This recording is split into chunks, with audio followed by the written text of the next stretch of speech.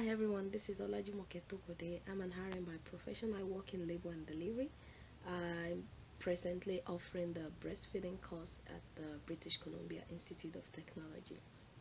And today I'll be looking at one of the breastfeeding challenges under the topic inverted nipple with a preterm infant. I'll be discussing this topic using the situated clinical evaluation decision-making framework. Before I go into my discussion, I would like to look at the pathophysiology of the inverted nipple and a preterm infant. So let's look at the inverted nipple. An inverted nipple is a condition whereby the nipple is retracted inwards instead of protruding outside. Sometimes in some cases, some nipple will protrude outside when they are stimulated, and in other cases, some of the breast do not. Inverted nipple has some causes. However, sometimes most ladies or women don't know they have inverted nipple until they are faced with the challenge of breastfeeding. Some of the causes, and not all, some of the causes are genetical, whereby the lady or the woman is born like that with an inverted nipple. Sometimes it might be due to infection, trauma to the breast. Sometimes it might be due to surgery, sudden weight loss, or cancer of the breast. Who is a preterm infant? A preterm infant are infants that are born before 37 weeks of gestation. However, we can still classify them into two. We have the very preterm infants, which I would say early preterm infants.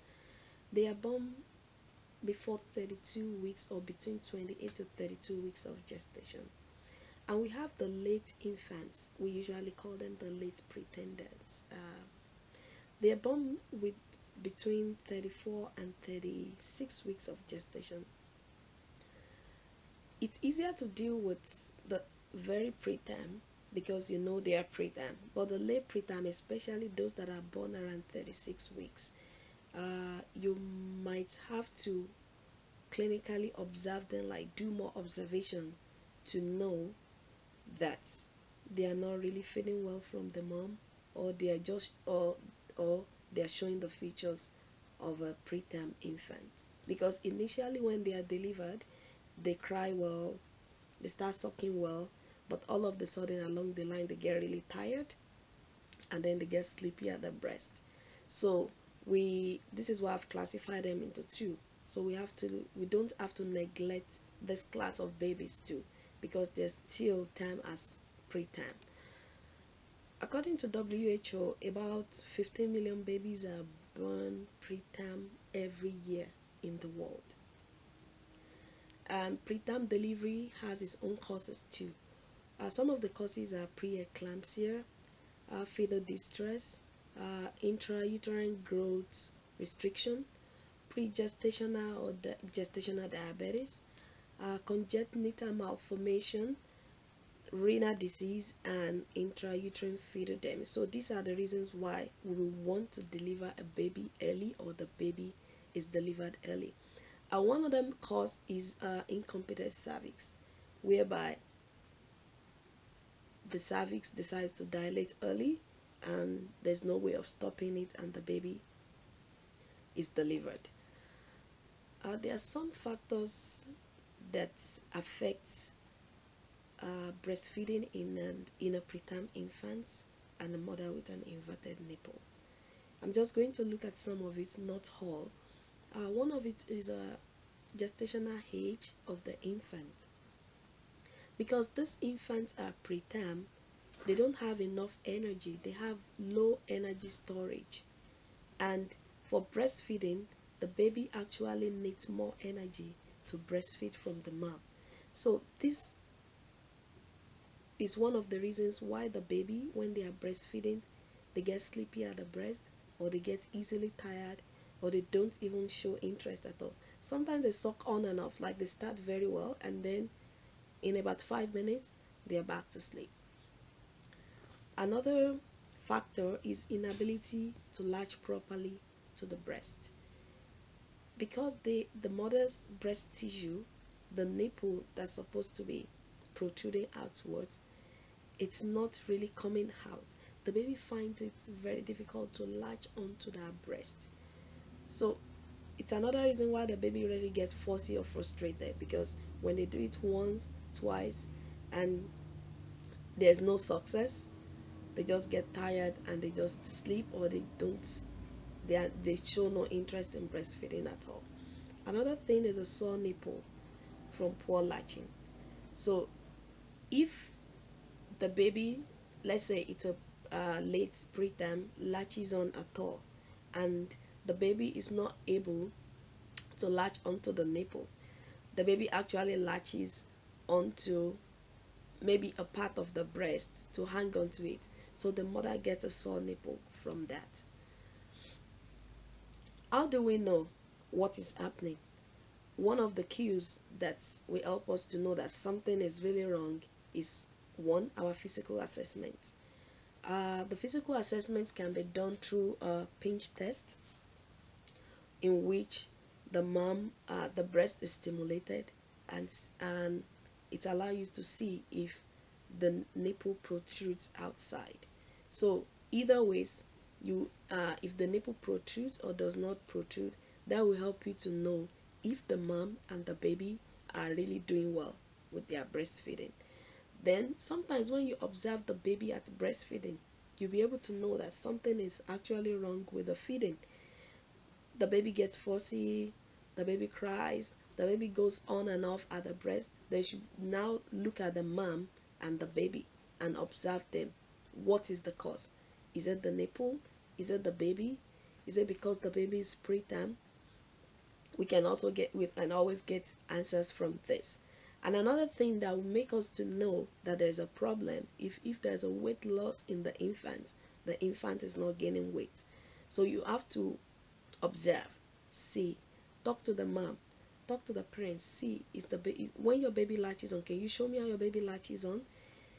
Can I see the baby breastfeeding? So this helps you to know, this gives you a cue that something is actually happening with the feeding. One of the ways that you can know when you observe the cues is, one, the baby is fussy at the breast, or the baby does not show interest in breastfeeding. This is one of the ways that you can know. Another way is that moms become frustrated when it comes to breastfeeding. You can really see them that they are really anxious. Sometimes some of them, they become teary. They start crying because they think they will never be able to do it. They think they are not able to do it. So these are the ways to make our judgment, to really know that, okay, we have a problem here and it needs to be solved. I have some priorities that I've set up for this discussion. And one of my priorities are to be able to establish lactation and relationship with the baby. So the mother should be able to establish lactation and should be able to start a relationship with a baby as soon as possible. Another one is to make sure that a mom is producing enough milk for her baby. Another one that I'll be looking at is to make sure that the infant is getting enough milk from the mother. Sometimes the baby might benefit from the help of the lactation consultant. But before you call the lactation consultant in, because the nurses, the midwives, they are the first set of people that the mom and the baby comes in contact with. We should be able to interact with them. We should be able to talk to them and show the mom some ways that she can get through this before getting the help of a lactation consultant. There's no doubt, if the baby is preterm, if the nipple is inverted, when the mom is finally discharged home to go home, she will need the help of a lactation consultant, so for her to be able to establish her breastfeeding, establish her lactation, produce enough milk for her baby. Now, how can we help the baby and the mom while they are still under our care in the hospital, or as a healthcare provider, as a nurse, as a midwife. Immediately when the baby is born, the baby should be allowed to do skin to skin with the mom, no matter how preterm the baby is. If it's possible, the baby can be roomed in with the mother, because nowadays in some of our healthcare facilities, the neonatal intensive care units, they have a single bedroom for babies and mom. So the babies will be under the care, under the incubator, and the mom is also there with the baby. So the mom should be allowed to do skin to skin immediately after delivery, each time she goes in to see the baby, or each time the baby wakes up. So the mom also should be taught to express her breast milk. She should be shown how to pump so as to establish her lactation and to stimulate her milk production. A very early preterm might not be able to coordinate sucking and swallowing following birth, but during the skin to skin, the baby learns how to root, the baby learns how to find the breast on her own. Express breast milk can be fed to the infant through nasogastric tube feeding or other methods. Late preterms can be finger fed, they can be fed with a syringe, they can be fed with a cup. Mom can be allowed to feed their own infant from whatever method they employ. This builds their courage, this boosts their energy, because they'll be able to know that I can do it. Even though I might not be able to like the baby on now, I can still do these things on my own. The mom can be shown how to use a nipple shield while she's trying to breastfeed her baby. How do we know? How do we evaluate this? How do we know if our judgments, our actions have really worked for the baby and the mom? After each feed, we should ask the mom how she feels about the feeding, how she feels about the plan. Is the plan overwhelming for her? Is she okay with it? Does she have any questions? The mom will be able to ventilate her mind. She'll be able to speak to you, and you'll be able to answer our questions if you can. If you cannot answer all our questions, we can get clinical help for the mom or in the community. And then we can also evaluate by checking the baby's weight. If the baby is gaining weight, we can do the diaper count. We can check, we can do the diaper count, the bowel movements for the baby. We can do that for the baby just to evaluate. Thank you.